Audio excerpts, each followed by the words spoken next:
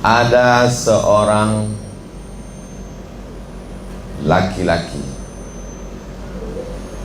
namanya Sabit. Dia mandi di sungai. Saat mandi di sungai, dia melihat ada buah apel yang hanyut. Biasalah kita mandi di sungai, nampak ada apel hanyut. Lalu kemudian dia makan itu apel sampai habis. Setelah selesai, baru dia berpikir itu tadi yang dimakan itu apel punya siapa. Dia telusuri sungai, dia telusuri kemana ini muara sungai, hulunya kemana. Akhirnya ketemu kebun apel. Lalu dia cari yang punya kebun. Bapak yang punya kebun ini, kata yang punya kebun, betul, saya yang punya kebun apel. Saya tadi mandi di sungai di hilir sana, ketemu buah apel, lalu saya makan. Jadi besar dugaan saya apel itu jatuh dari pohon yang ada di kebun ini. Saya mau minta izin, Pak. Takut saya apel ini nanti termakan menjadi darah daging. Saya takut mencuri. Cuman saya teringatnya setelah kenyang. Nah, jadi Sabit ini ingatnya itu setelah kenyang. Beda sama tempat kita, setelah pensiun baru ingat.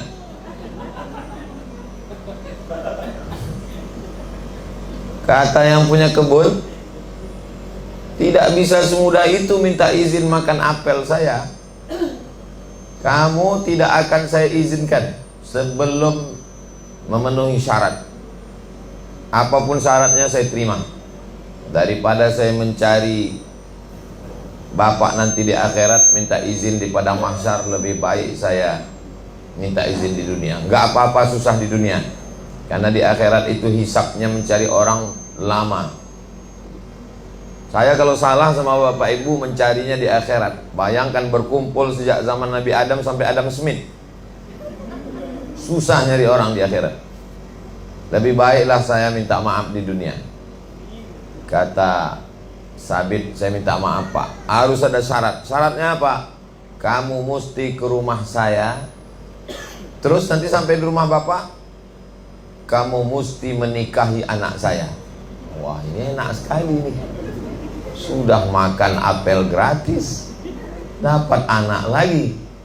Ini adalah kisah yang sangat dirindu-rindukan jombloan. Baiklah. Tapi kamu perlu tahu Sabit, apa itu? Anak saya ini tidak punya kaki, tidak punya tangan, tidak punya mata, tidak punya telinga, tidak punya mulut. Sudah terbayangkan, bulat macam semangka. Dan kamu mesti menikahi anak saya ini, baru saya maafkan. Kalau kamu tidak nikah, tak mau kamu menerima anak saya ini, sampai mati, sampai di akhirat kamu akan bertemu saya di padang mahsyar nanti. Lama Sabit berpikir, mau dinikahi, gimana ceritanya, mau tidak dinikahi di akhirat. Tapi karena Sabit ini sangat takut kepada Allah, baiklah saya nikahi. Jadi zaman dulu itu, laki-laki perempuan itu sebelum nikah dia tidak ketemu. Zaman sekarang tak usahlah kita ceritakan. Jadi zaman dulu itu tidak ketemu. Seorang bapak bisa menikahkan anaknya dengan perempuan. Aku nikahkan engkau dengan anakku dengan mahar sebentuk cincin emas tunai sah. Itu nikahnya sah. Anaknya tanpa melihat calon suaminya. Lalu kemudian, aku nikahkan engkau Sabit dengan anakku dengan mahar sebentuk cincin emas tunai sah. Selesai menikah. Selesai acara akad nikah, malamnya Sabit masuk ke dalam rumah. Habis itu dia masuk ke dalam kamar.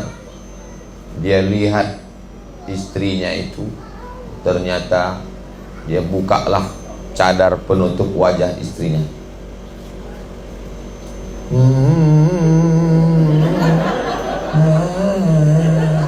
Kalau mau difilmkan nanti, mana tahu ada OSB yang mau buat film pendeknya, lebih kurang backsoundnya itu pas. Kaget sekali Sabit, ternyata istrinya itu punya tangan, punya kaki, punya mata, punya telinga, dan cantik sekali. Kalau ini nanti mau difilmkan, sulit mencari artis Indonesia yang bisa seperti itu. Paksa kita cari dari Turki atau dari Mesir, Maroko. Lalu Sabit terkejut. Akhirnya dia tanya, kata bapak kamu tidak punya tangan, tidak punya kaki, tidak punya mata, tidak punya telinga, tapi apa kamu anak bapak yang punya kebun kurma yang... Iya, saya anaknya. Akhirnya dia tanya, Pak, bapak kan bilang anak bapak tidak punya kaki, tidak punya tangan, tidak punya mata, tidak punya telinga, tidak punya mulut. Tapi anak bapak, dia takut juga, takut salah. 2 kali salah, udah makan apel salah. Ini menikahi anak orang salah lagi, masa salah terus hidup? Kata si bapak, saya bilang anak saya itu tidak punya kaki karena memang kakinya tidak pernah melangkah ke tempat maksiat. Saya bilang anak saya itu tidak punya tangan karena memang tangannya tidak pernah buat dosa. Saya bilang dia tidak pernah punya mulut karena memang mulutnya tidak pernah dipakai untuk membicarakan aib orang lain buat dosa.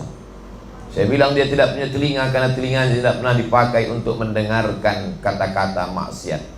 Saya katakan dia tidak punya mata karena memang dia tidak pernah melihat perbuatan yang tidak diridhai Allah. Maka inilah dia anak saya. Saya nikahkan ke kamu Sabit karena belum ada orang di zaman ini yang mau makan buah tiba-tiba minta maaf. Memang sudah lama saya mau mencari menantu dan kamulah orangnya Sabit. Akhirnya menikahlah Sabit. Sa-nya pakai huruf sa, Sabit. Sabit artinya orang yang kokoh. Kita lanjutkan setelah yang berikutnya. Lalu kemudian Sabit pun minum-minum. Setelah minum baca doa dan seterusnya, akhirnya lahirlah seorang anak laki-laki, buah pernikahan dari Sabit yang takut makan apel dengan istrinya yang tak punya mata, tak punya telinga, tak punya kaki, tak punya mulut karena tak pernah buat dosa, dengan mertua yang tak memikirkan menantunya ini apa dan siapa, yang penting jujur, takut makan buah apel minta maaf. Pernikahan Sabit dengan anak yang solihah, dengan mertua yang soleh, lahirlah seorang anak laki-laki. Anak laki-laki itu diberi nama Nu'man. Nama ayahnya Sabit, itulah dia Nu'man bin Sabit. Meninggal tahun 150 Hijrah. Nu'man bin Sabit, nama kerennya Imam Hanafi. Imam mazhab yang pertama. Yang pertama Imam Hanafi, yang nomor 2 Imam Maliki, nomor ketiga Imam Syafi'i, nomor keempat Imam Hambali. Imam Hanafi nama aslinya Nu'man bin Sabit. Jadi kita kalau kenalan sama orang, kita mesti sebut nama asli dan nama keren. Itu tadi siapa? Ustadz Somad. Loh, kemarin saya lihat di Facebook mirip kayak itu, namanya Anton. Nama saya Ustadz Abdul Somad, tapi selalu disingkat dengan UAS. Karena sulit sekali menyebut, banyak panitia yang ribut menyebut. Saya bilang gak usah sebut detailnya, sebut saja Ustadz Abdul Somad dan seterusnya. Nu'man bin Sabit inilah ulama Ahlus Sunnah wal Jamaah, berguru langsung dengan cicitnya Rasulullah SAW, namanya Imam Ja'far Shadiq. Nabi punya anak perempuan namanya Fatimatus Zahra. Dulu saya kalau nyebut Fatimatus Zahra ingat anak Nabi, sekarang ingat istri saya. Fatimatus Zahra ini punya anak laki-laki namanya Husain. Sayyidina Husain punya anak laki-laki namanya Ali Zainal Abidin. Zainal Abidin punya anak laki-laki namanya Muhammad Al-Baqir. Muhammad Al-Baqir punya anak laki-laki namanya Imam Ja'far Shadiq. Imam Ja'far Shadiq punya murid yang hebat namanya Nu'man bin Sabit. Gurunya hebat, bapaknya jujur, ibunya bertakwa, Dan kakeknya juga tidak pilih-pilih mantu. Sekarang banyak juga yang jujur seperti Nu'man ini, cuman nggak ketemu mertua seperti itu. Ini yang jadi masalah. Mandi di sungai ketemu apel, dimakan gitu, dipulangin, Pak minta maaf, ya udah, banyak yang lain. Nggak terlalu peduli dengan orang jujur. Nah, itu.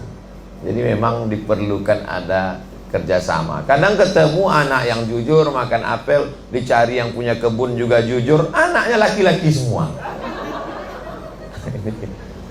Jadi memang pertemuan itulah yang melahirkan orang-orang soleh. Maka dikenallah dengan Imam Hanafi ini Sirajul Ummah, penerang umat.